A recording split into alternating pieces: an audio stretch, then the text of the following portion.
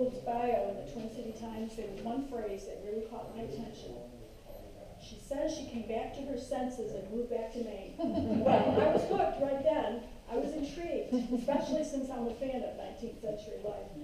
Having lived and worked on a dairy farm, she knows rural life firsthand. 25 years in education honed her writing skills. Considering she's working on a sequel to this book, she obviously loves history. So this gives her all the qualifications she needs to write historical fiction. And I, for one, am looking forward to hearing from her tonight. May I introduce Deborah Gould?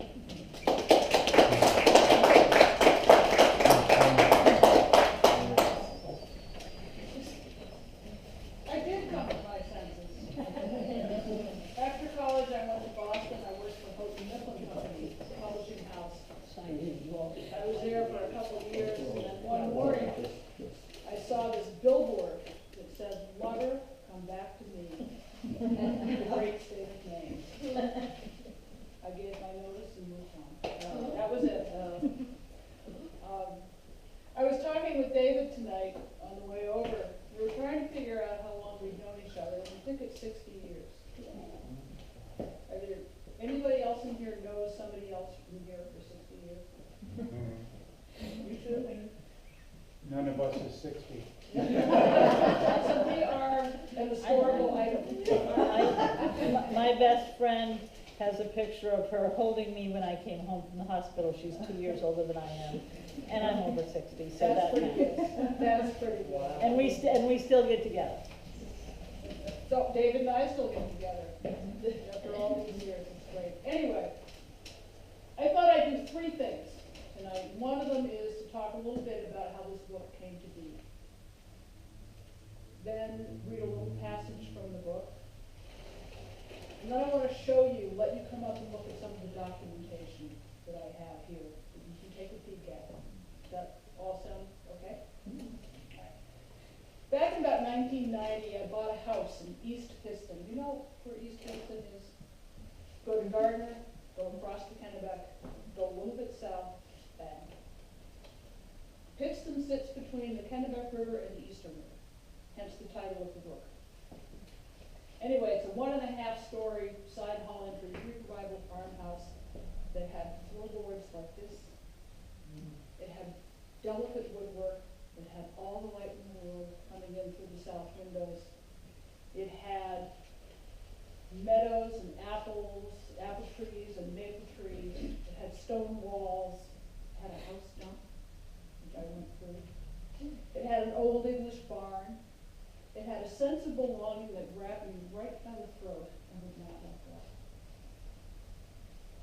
So I found myself in Augusta, waiting right through the Registry of Deeds. Remember the old registry that had, you walked in the door and there were rows of little warrens of books that had every deed of every piece of land in Kennebec County since the 1700s. I took my deed, traced it backwards. And pretty soon, I found a man named George Thompson. I went back a little bit further and I found Joel. Joel Thompson, here it is. Know all men by these presents that I, Robert Howard of Augusta, in the county of Kennebec, gentlemen, in consideration of $600, paid me by Joel Thompson of Booth Bay, in the county of Lincoln, yeoman. And it goes on to describe this piece of land, 1811. That was the beginning. Somebody, and I don't remember who it was, but somebody told me about the Gardner Public Library. And in the basement of the Gardner Public Library, there's the archive room, the community archive room. And in that archive room are maps and directories and photos and scrapbooks and family histories and city directories, records of town meetings, including Pittston, books of vital records, births, deaths, marriages, and a map of the area taken from the early Maine Atlas. It showed every single home and farm and business and grange hall and soap factory and harness making everything. And right there is my house. And it said G.P. Thompson. And next door, there was a Blodgett. And then a Crocker and a Call and a Stilton. These are old Maine family names. I got curious. I started investigating them too, and that decision changed my life because it carried into the Eastern. But my first problem was I had to figure out who the hell these people were. In the vital records of Piston, there are 63 Thompson births up until 1892. 63. 4 of them were named George. There were 51 Crockers. There was a guy named Bassett Crocker, and amazingly, there was a little girl whose name was Love. Love Crocker. There were 57 Blodgetts, including Kitty, Bathsheba, aren't you glad? And Sophronia, which is my absolute favorite. There were 50 Calls. Cincinnati Call. Honest to God, that was her name. Ida Bell, Ida Ellen, Ida May. There were 42 Stiltons, Elvira, Converse, Zora Dea. I think it was a girl, but I am not sure. I had no idea who was related to who, but I had to figure it out. So I had 5 families: Thompson, Blodgett, Crocker, Call, and Stilton living right down this road. But I had to figure out who was who.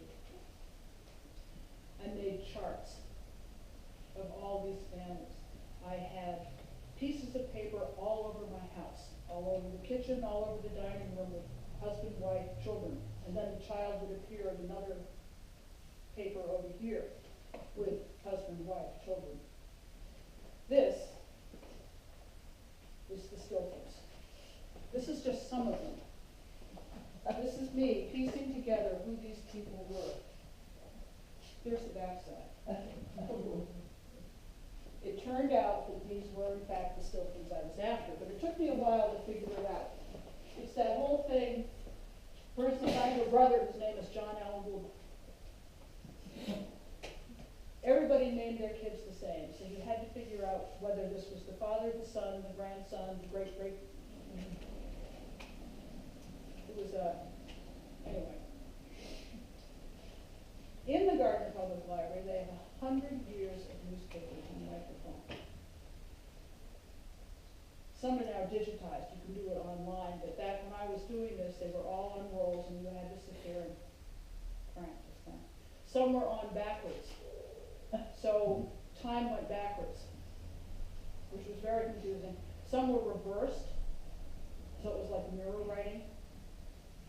Some were in positive, some were in negative. I nearly went blind reading these things. I also got seasick. But anyway, they had an index, alphabetized by surname and first name, and I thought, oh, piece of cake, right? This is 1 year of listing for Thompsons. Thompson, Abigail. Thompson, actor. Thompson, Anson. Thompson, Benjamin. Charles F., Charles W., Daniel, Edgar, Ernest, Elizabeth, Eva, Francis, Frank, George H., George P., George W., Georgie, and George. Harvey, Henrietta, Hugh, Isadora, James, Robert. That was 1 year. But I remember sitting there thinking, oh my God, who are all these Thompsons? The newspapers were wonderful reading. They had a column about accidents. Every week there was a column that said accidents.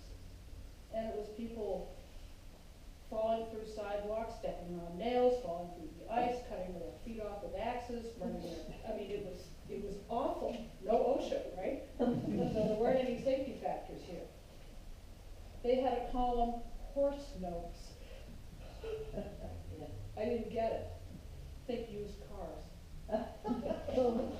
When you read them, it's like, here's your used horse. You know, all new horses and used horses with their owners.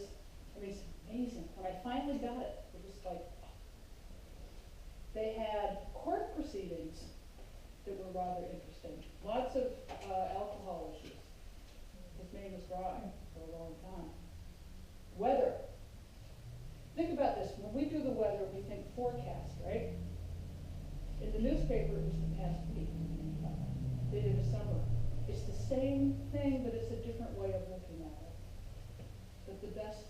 social notes.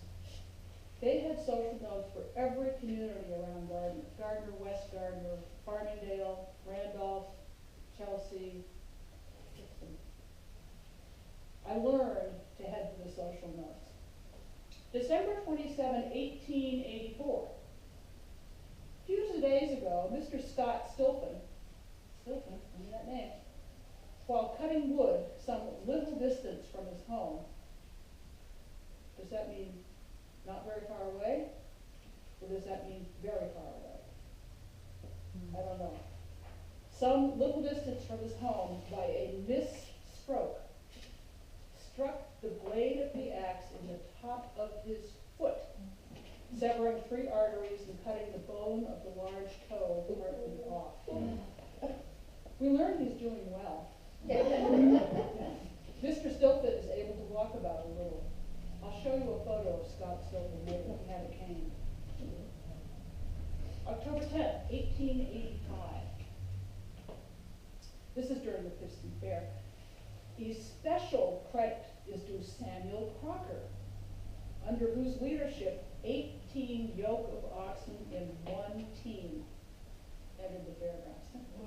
Wow. That's 36 oxen. Staggering. Mr. Thompson was assisted by Daniel Thompson. April 14th, 1899. Mr. G.P. Thompson brought in a quantity of maple syrup of his manufacture. Mr. Thompson has a grove of over 250 trees. This is a single man who's hauling buckets from 250 trees. It was obviously his cash crop. He did maple sugar and he did apples. Those were his 2 vineyards. Then we have Charlie Call, who bought the Carpenter Farm. I'll show you a picture of Charlie Call. These people knew each other. They lived next door, up and down the road. They had wives and kids. They shared resources. They shared animals, machinery. They got winter jobs in the ice. They got colds. They hayed together. They went to dances and lectures. They even found the fair dance for the Pittston Fair. This was in 1885. Grange Hall, Pittston, October 11th. Oysters served at intermission. On the back, the order of dances. Are any of you contra dancers? No. No? I thought I saw your hand go up. I used to contra dance a lot. In 1880, what did I say? 1885, they danced the Lady of the Lake. I have danced that dance. The fancy dance, the Portland Fancy. The Quadrille Plain. I have danced all of these same dances at contra dances. Nothing has changed. Think about that. It's kind of neat. They had sewing roofs and they shingled each other's roofs and they cut hay together. I knew there was a story here. I knew there was a book, but I could not figure out how to make it work. So I made more trips to probate court in Augusta. I read wills. I'll share you one later. I found adoption papers and records of support and guardianship, all manner and kind of legal documents. I found a school agent's return. Town of Pittston, school agent's return number 2, 1868, schoolhouse number 11. The agent, Alfred Stilphin. Here they are. George Crocker, Charles Crocker, Amanda Crocker, Samuel Crocker, John Crocker. These people didn't fool around. Yes, they did fool around. John Buckley, okay. George Thompson, Martha Blodgett. We have a whole pile of other families here, but then we have Eugene Stilphin, Charles Stilphin, John Stilphin, George, Ida B. Call, Clarence Call, Willis Call, they're all here. And here they were, right there. Look at it. I went to the Maine State Archives in Augusta. I actually spent an entire spring break in there where I read agricultural census reports, population and agricultural. You ever seen one of those? A little old one, I'll pass one. This is one of them. This is 1880. And you can see, you can learn everything you want to know about somebody's farm. How many chickens they have, how many cows they have, how many pounds of potatoes they grew, how many bushels of wheat. It has every single thing you could want to know. And on that 1880 census, there was a special page. Those of you who have read this book will love it. This is, from 1880, the supplemental schedules number 1 to 7 for the defective, dependent, and delinquent classes. Town of Pittston, County of Kennebec, State of Maine, 1880. There are 5 people on here. The last one is Thompson, Sarah M.